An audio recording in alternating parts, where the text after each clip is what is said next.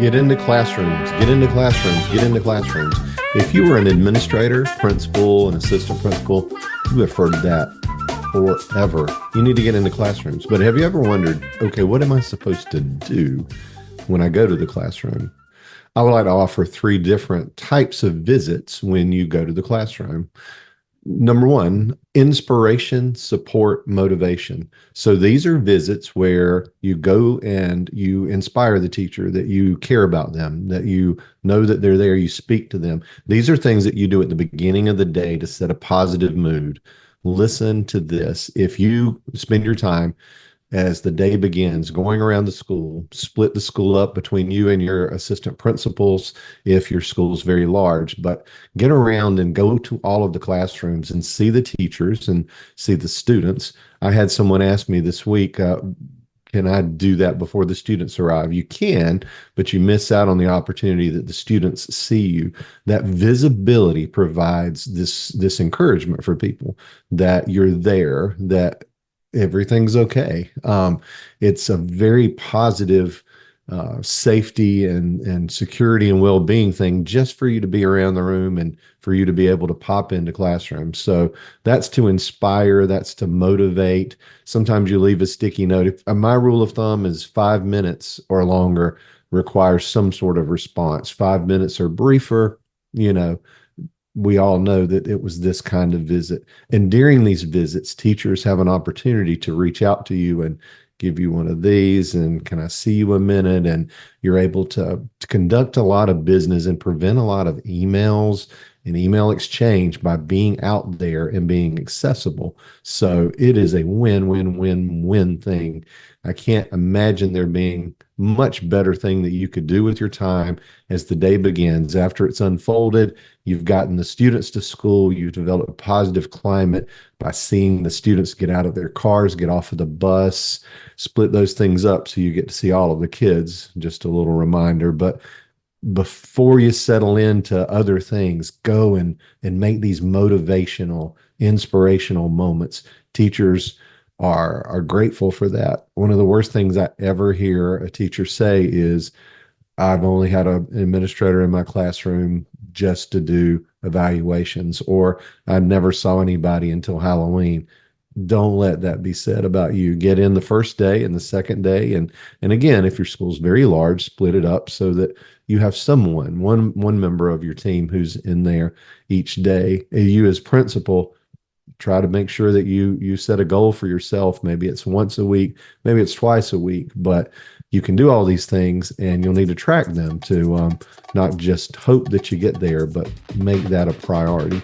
The second reason that we go in is evaluations. And these visits are more of transactional visits. They are there because there is a transaction that must occur between you and the teacher. The teacher must perform based on these expectations, and you must deliver an evaluation.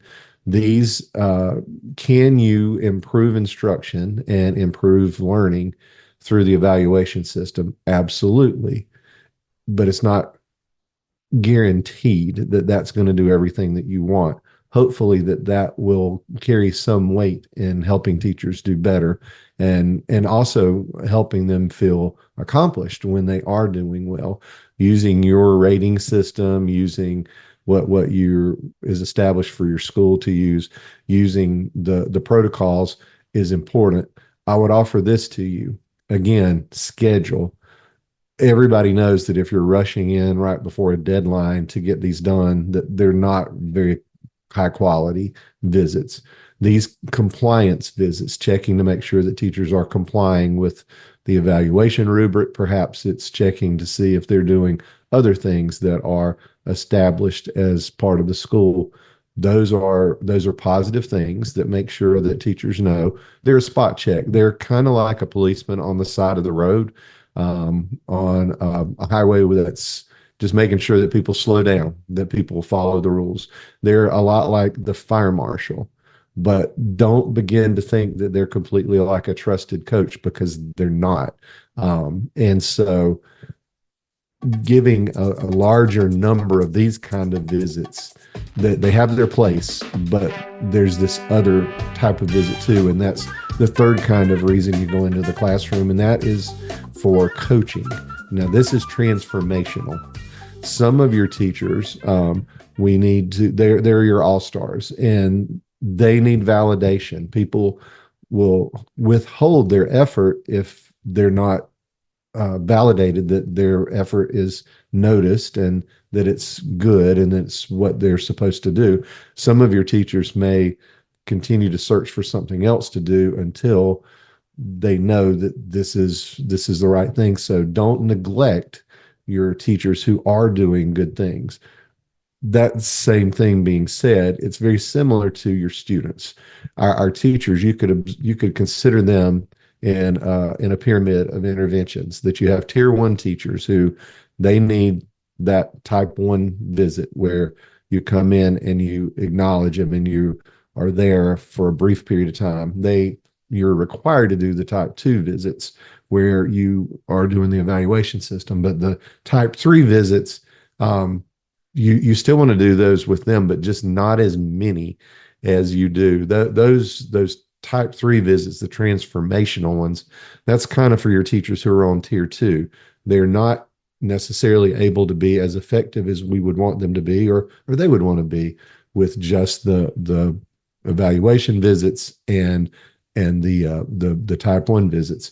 So you schedule those and you use your coaching protocols that you have, and those are more like intentional times that you go in, you watch what happens, and it's even better, talk to them before you go in to observe.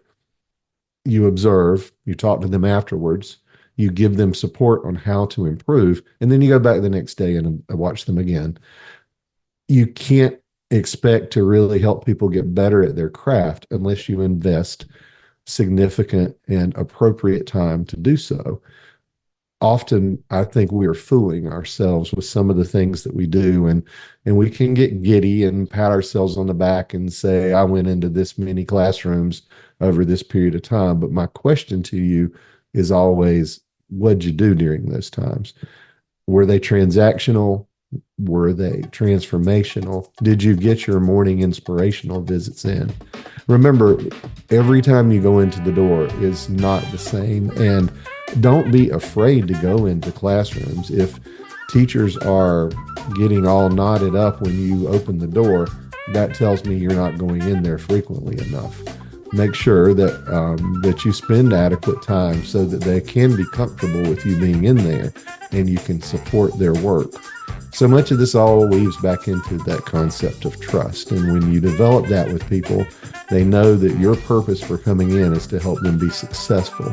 So how they view you is important. And that is something you convey through your conversations with them, the time that you spend with them away from visiting their classroom. But you build that trust, and then people don't think you're coming there to catch them or hurt them. There's no need for you to say it's not a gotcha. Every time you say it's not a gotcha to people, I wonder, do they think it's a gotcha? Because you keep saying that. Build that rapport and visit frequently enough where you don't even feel like you need to say that, and you know that they are aware that you are there for their success and for their purpose. Be purposeful every time you open a classroom door, and open a classroom door very frequently, because that's where the work is happening with your teachers and your students. Hope you have a great year of working with your teachers and thinking about why you're going in and doing the important work that lies on the other side of the door.